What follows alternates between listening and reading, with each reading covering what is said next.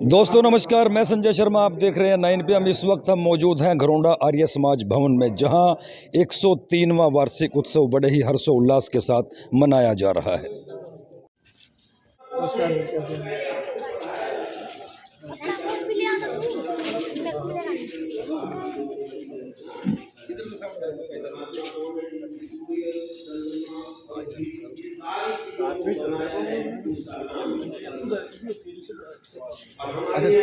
चप्पल जितने हैं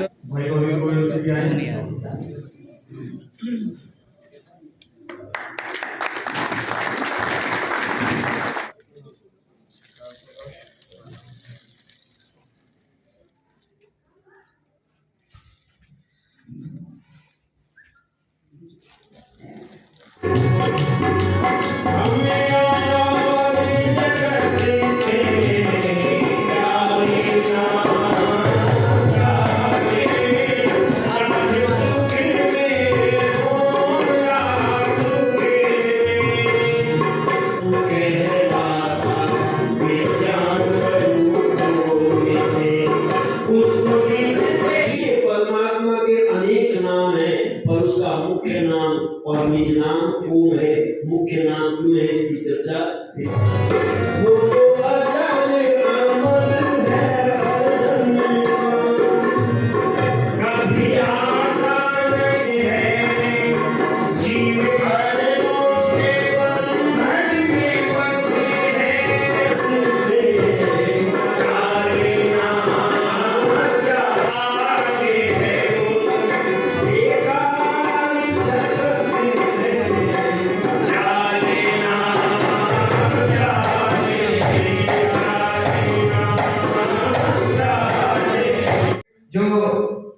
श्रीमान ब्रह्मा सिंह राठौर जो ये राष्ट्रीय सचिव कांग्रेस पार्टी के हैं। आदरणीय योगेश भारद्वाज जी, पंडित नरेश आर्य जी, नरेंद्र दत्त आर्य जी, आर्य समाज घरौंडा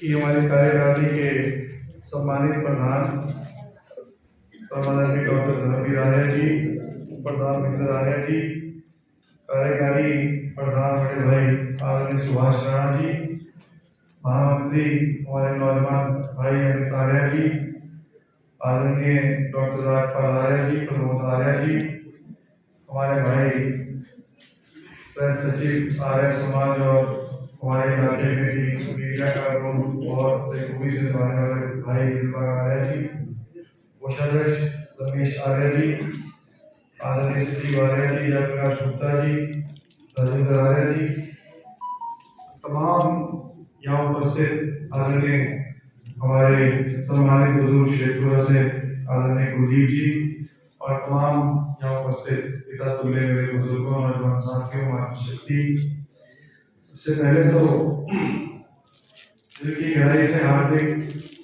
धन्यवाद भी दूंगा कि आज 103वां वार्षिक उत्सव हमारी घरौंडा शाखा के द्वारा आर्य समाज की यहाँ मनाया जा रहा है और मुझे आप लोगों ने इस अवसर पर अपने बीच में आमंत्रित किया। मेरे लिए बड़ी गौरव की बात है। मैं दिल की गहराई से सारी कमेटी का हार्दिक धन्यवाद।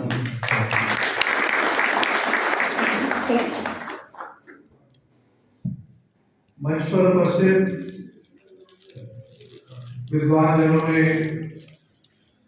हालांकि सुबह से कार्यक्रम चल रहा है और मैं मानता हूँ कि एक निरंतर ज्ञान का प्रवाह जो है इस कार्यक्रम के माध्यम से समाज को दिशा देने के लिए लगातार चलने का काम पिछले आज के इस कार्यक्रम में निश्चित रूप से रहा होगा और आर्य समाज का समाज को दिशा देने में एक बहुत बड़ा योगदान।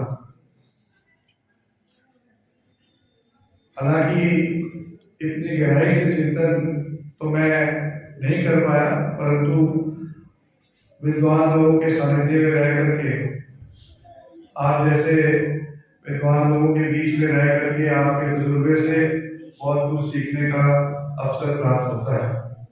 गाँव दादुपुर से भी हमारे भाई यहाँ उपस्थित उपस्थित हैं। मुझे सौभाग्य प्राप्त हुआ था 2-2.5 साल पहले, 3 साल पहले वहाँ गाँव जादवपुर में भी विद्वान जनों की संगत में रह करके कुछ सीखने का, और निरंतर शेखपुरा गाँव के अंदर तो हमारे हमारे साथी बैठे हैं, बुजुर्ग बैठे हैं, निरंतर समाज को दिशा देने का कार्यक्रम हमेशा हमारा गाँव शेखपुरा बड़ा दौड़ने वाला भी रहता है। और हमारे गोंडा शहर की भी जो कार्यकारिणी है, इन तमाम कार्यों में बहुत बढ़ चढ़ करके भाग लेते हैं। 4-5 गाँव सारण का नाम मैं लूंगा। सारण गाँव के अंदर भी जो है ये 4-5 गाँव हमारे जिले में जो है ऐसे जो निरंतर आर्य समाज की या मूल्यों का प्रचार प्रसार में और समाज को दिशा देने में ये अग्रणी भूमिका रखते हैं। और हमें भी इन गाँव के सभी बुजुर्गों से खास तौर पे आर्य समाज के मूल्यों को अपने जीवन में धारण करने के लिए सीखने का निरंतर अवसर प्राप्त होता है। इसलिए मैं अपने आप को बहुत संतोष करता हूं।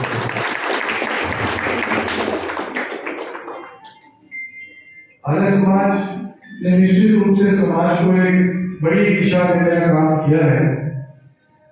और जैसा कि स्वामी जी ने बताया, सत्याग्रह प्रकाश ये अपने आप में एक पूरे जीवन को जीने की शैली का एक ग्रंथ जिसे हम कह सकते हैं साधारण भाषा को अपने आप में हो। हिंदू धर्म विश्व का एक बेहतरीन धर्म है जो पूरे विश्व में एक भाईचारे और जीवन को और समाज में हमारा किस प्रकार से एक दूसरे के प्रति व्यवहार हो उसको दिशा देने का काम हिंदू धर्म करता है, जिस पर निश्चित रूप से हम सबको बहुत गर्व महसूस होना चाहिए।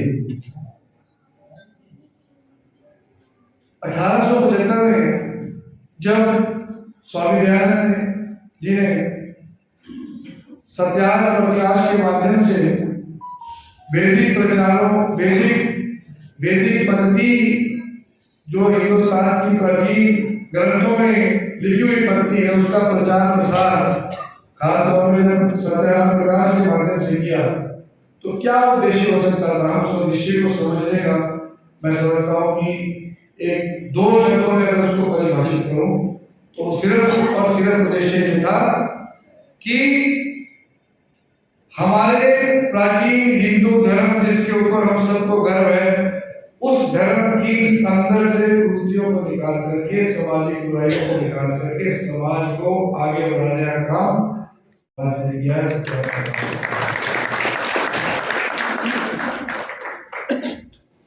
तो अपने एक तरह से अपने धर्म का शुद्धिकरण और सरल भाषा में परिभाषित करूं तो हिंदू धर्म का बेहतरीन तरीके से शुद्धिकरण जो है वो आर्य समाज के माध्यम से सत्याग्रह प्रकाश के अंदर इस देश और इस दुनिया को दिशा दिखाने के लिए किया गया।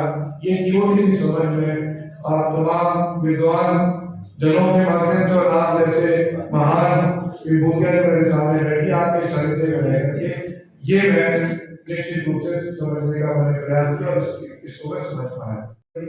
देश में 1875 तक सती प्रथा बहुत चरम सीमा पर थी।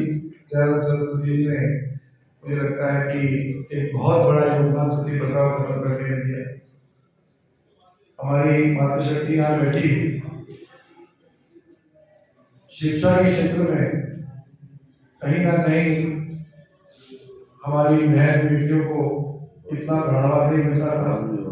तो वैदिक एजुकेशन और एजुकेशन इंस्टीट्यूशन के ऊपर आर्य समाज ने बेहतरीन काम किया और मुझे बड़ा गर्व है कि क्योंकि मुझे पूरे देश में घूमने का मौका मिलता है, जम्मू कश्मीर से लेकर के केरल तक, गुजरात से लेकर के असम तक और बहुत जगह बहुत जिलों में बहुत प्रदेशों में मैंने जाकर के ये महसूस किया कि हमारी जो केंद्रीय संस्थाएं हैं, स्कूल और कॉलेजेस, इन्होंने एक बहुत बड़ा योगदान हिंदुस्तान को न केवल एजुकेशन के क्षेत्र में, वैदिक एजुकेशन के क्षेत्र में एक चरित्रवान हिंदू पूरे विश्व में अपना नाम कैसे स्थापित करे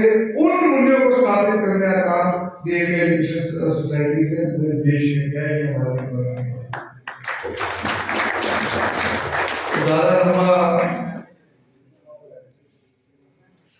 अपनी बात को नहीं रखूंगा, पर निश्चित रूप से मेरी कोशिश रहती है कि जब भी मैं आप लोगों के बीच में आऊँ तो कुछ ना कुछ सीख करके आपके बीच में जाऊँ।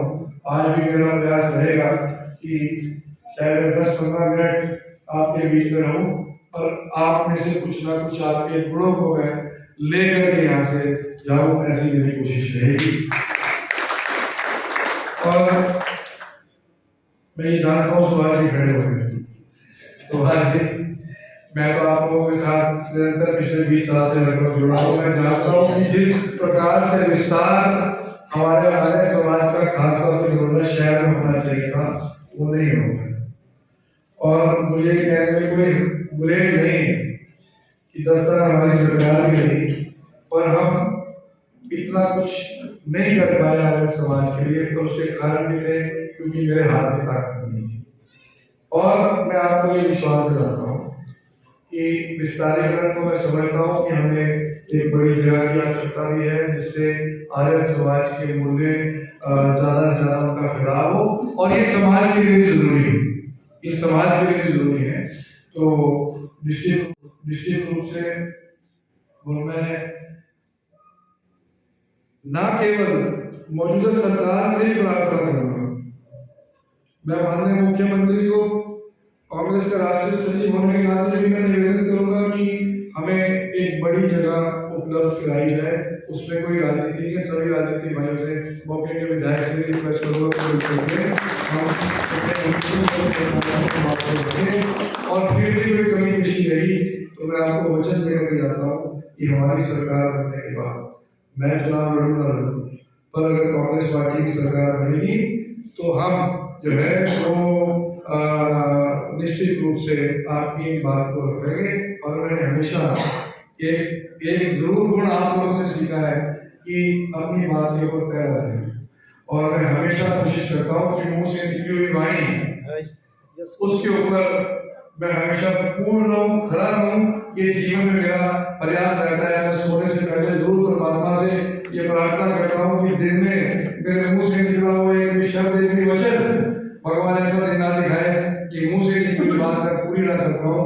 तो और आज तक भगवान पर आप सबके आशीर्वाद से कृपा रही है कि मुख से, वाणी से जो वचन निकला है उस वचन को परमात्मा के आशीर्वाद से हमेशा पूरा करने का काम किया। और आज भी आपके बीच में वचन देता हूँ कि वचन ये दे रहा हूँ कि मैं क्षेत्र में लड़ूंगा, कांग्रेस की सरकार बनेगी तो निश्चित रूप से हम एक बड़ी जगह का, वैसे तो मुख्यमंत्री से हम भी निवेदन करेंगे तो निश्चित रूप से वो मान लेंगे इस मांग को, क्योंकि सार्वजनिक मांग है। और फिर भी अगर कोई कमी पेशी रहेगी तो भाई उसको वचन तो पूरी करने का काम करेंगे।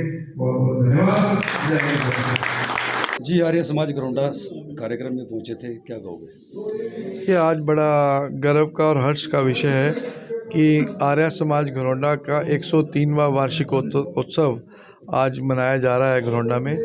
और मेरा बड़ा सौभाग्य है कि मुझे इस लायक समझा सब साथियों ने और मुझे आज के इस कार्यक्रम में मुख्य अतिथि के रूप में बुलाया।